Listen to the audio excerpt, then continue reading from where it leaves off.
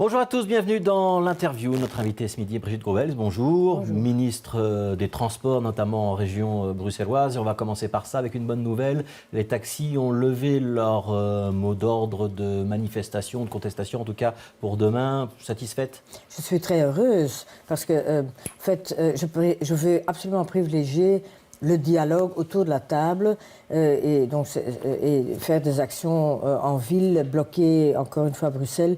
C'est mauvais pour tout le monde et surtout aussi pour le secteur de taxi parce que ça crée quand même un sentiment assez négatif envers le secteur et c'est justement le contraire qu'on veut obtenir. Donc on veut faire de ce secteur taxi un secteur apprécié, de qualité, économiquement viable et c'est de ça qu'on veut discuter avec le secteur. Alors vous avez eu une table ronde hier avec le secteur, il y avait également la police qui était présente, mais visiblement on n'a pas discuté du taximètre digital qui est le dossier sensible. On a discuté de quoi dans cette réunion? Mais on a surtout discuté de comment la police peut en fait aider le secteur taxi sur le terrain.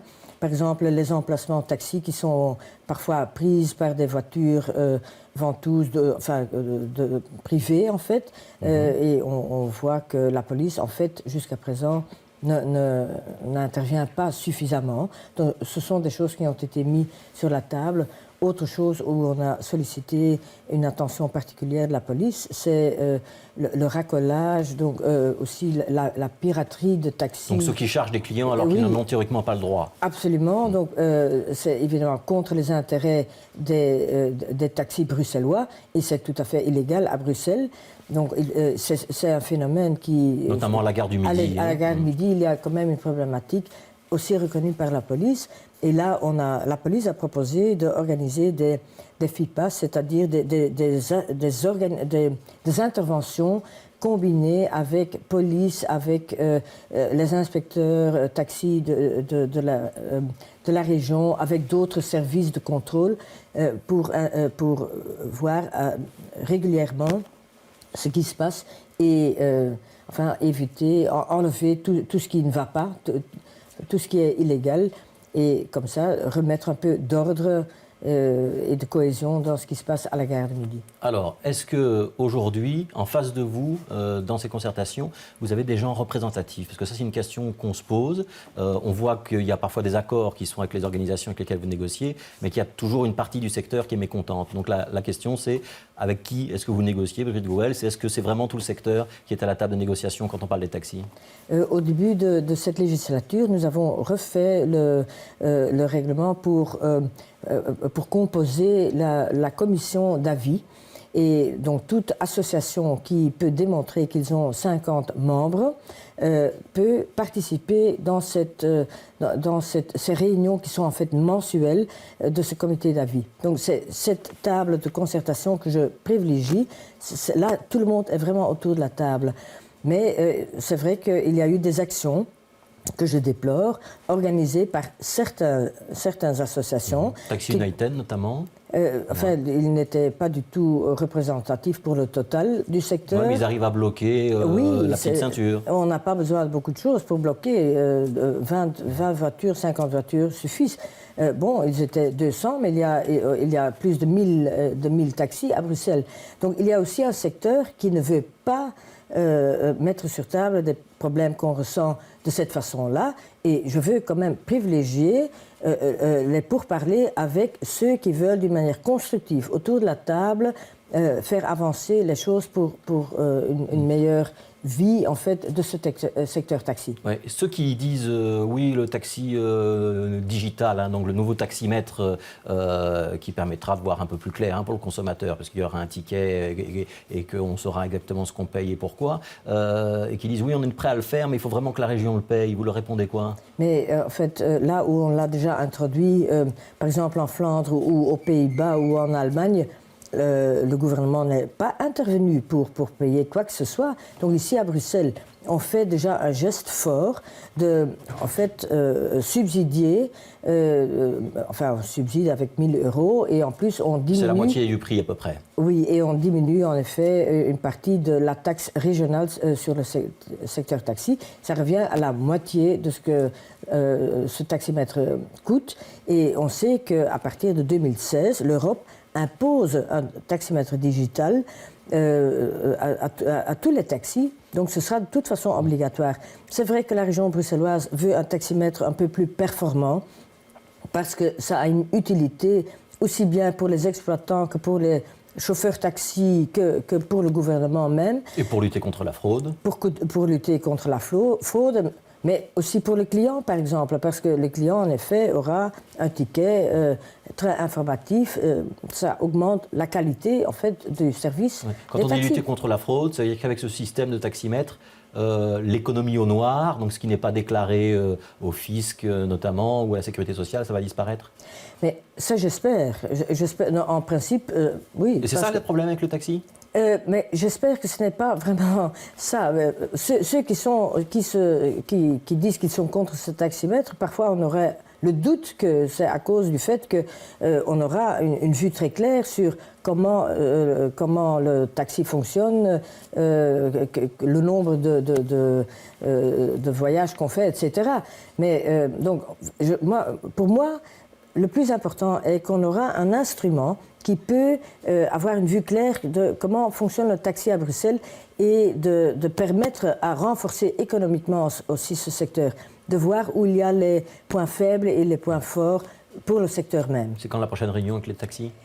Avec les taxis, ce sera début janvier la réunion normale, mais on a prévu ensemble avec le ministre-président et la ministre de l'économie une réunion sur la viabilité du secteur taxi en février. Donc on refera une table ronde importante, mais vraiment là, sur le thème de comment ce secteur peut devenir un secteur... Et donc là, il pourra peut-être y avoir quelques incitants et quelques bonnes nouvelles pour les taximens pour les aider.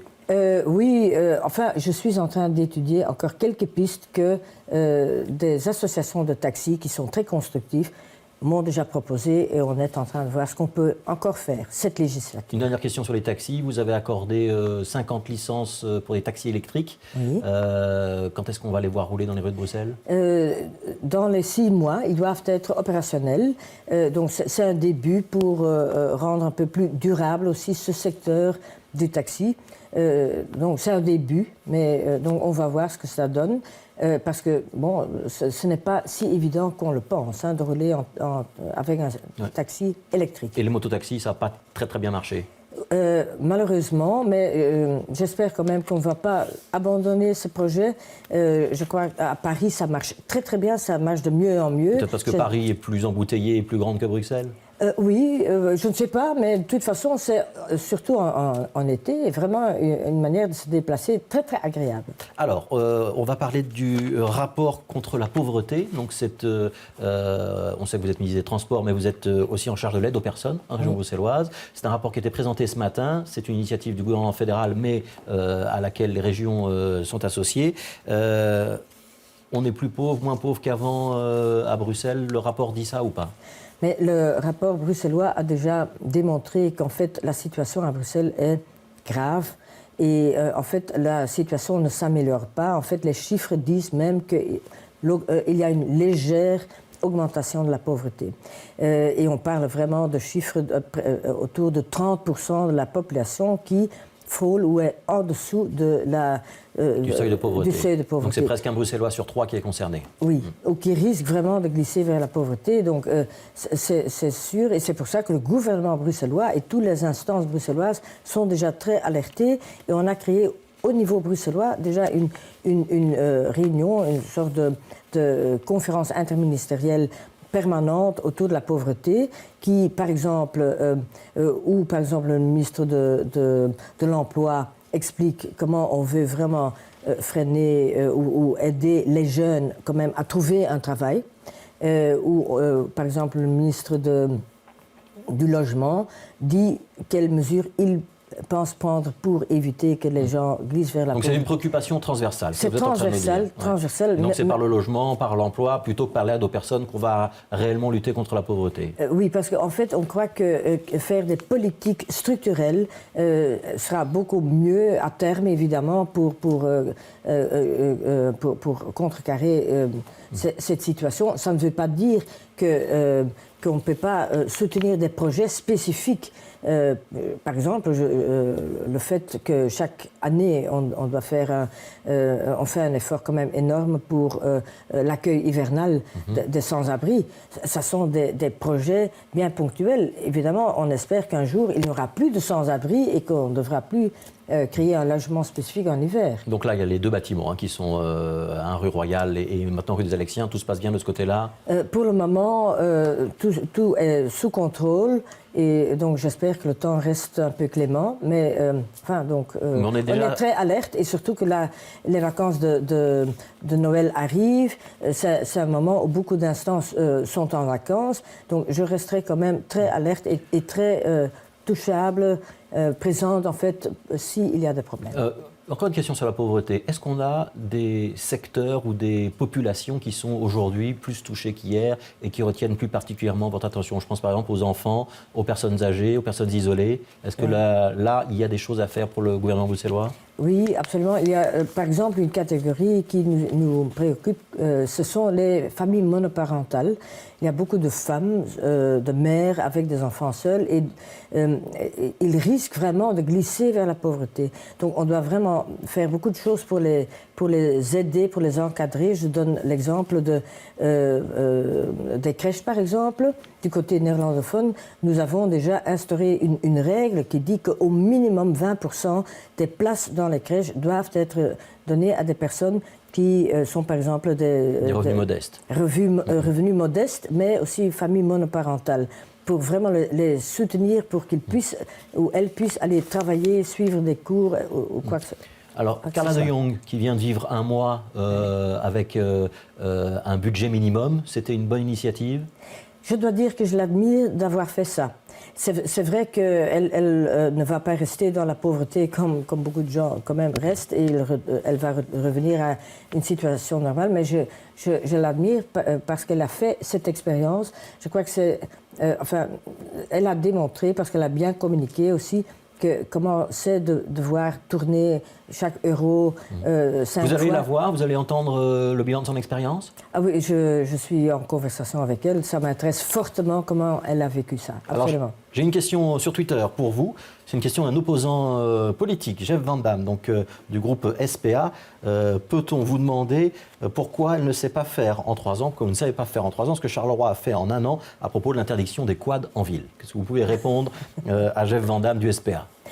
Oui, mais... c'est bien, les élus néerlandophones font des débats maintenant à Télé Bruxelles. Hein, oui, ça c'est vraiment formidable. Mais Charleroi n'est pas Bruxelles. Il y a ici 19 communes. Charleroi, c'est une ville.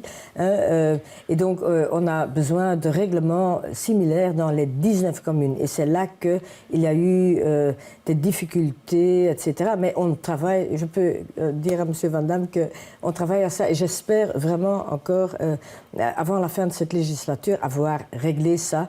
On a besoin de 19 règlements identiques pour pouvoir... mettre des panneaux un peu partout. Ce sera fait avant les élections, Brigitte Goels? Oui. Et aux élections, vous êtes candidate tête de liste? Je suis tête de liste, oui. Et vous êtes candidate ministre pour rester dans le gouvernement bruxellois? C'est évidemment l'électeur qui décidera, mais évidemment, ça m'a vraiment plu beaucoup. Donc, oui. Mais je ne sais pas, ça dépendra de l'électeur. Donc... J'entends un oui, mais vous ne voulez pas le dire, c'est ça? Oui. Merci Brigitte Goels d'avoir été l'invitée de l'interview. Tout de suite, rediffusion du journal et puis la météo, votre boucle de l'après-midi. À 18h, le prochain journal en direct sur Télé Bruxelles. Bon après-midi.